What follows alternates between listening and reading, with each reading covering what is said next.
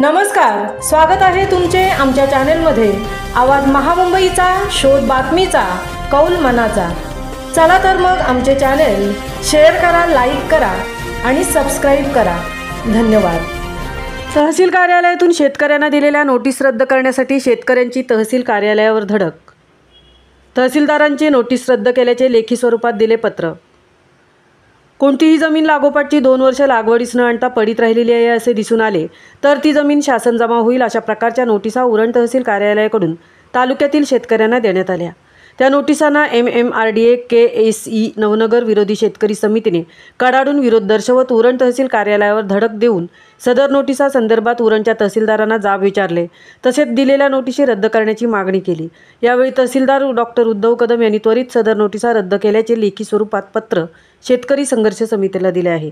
राज्य सरकारच्या शेतकरी विरोधी धोरणामुळे संबंधित शेतकऱ्यांमध्ये असंतोषाचा भडका उडाला आहे आणि त्याचा उद्रेक होऊन उरण तहसील कार्यालयावर MMRDA KSE नवनगर विरोधी शेतकरी समितीच्या पदाधिकारी व सदस्यांनी गुरुवार दिनांक 3 रोजी धडक देऊन उरणच्या तहसीलदारांना प्रश्न करीत जाब विचारण्यात आला।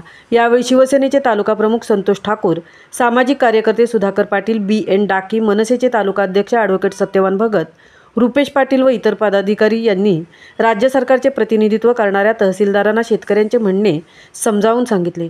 यावेळी तहसीलदार डॉक्टर उद्धव कदम यांनी म्हणणे ऐकून घेत लगेचच हा निर्णय मागे घेत असल्याचे लेखी स्वरूपात पत्र शेतकरी संघर्ष समितीला दिला आहे। एकंदरीत शेतकऱ्यांच्या एकजुटीचा विजय झाला असल्याचे मत सामाजिक कार्यकर्ते सुधाकर पाटील, संतोष ठाकूर, ॲडव्होकेट सत्यवान भगत, उपजिल्हा प्रमुख नरेश रहाळकर यांनी व्यक्त केले।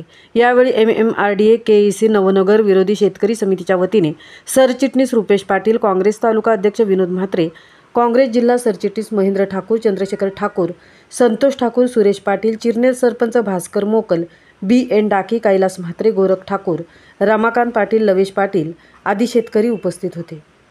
आवाज महामुंबईच्या चॅनेलसाठी अनंत नारंगीकरसह तृप्ती भोईर, उरण।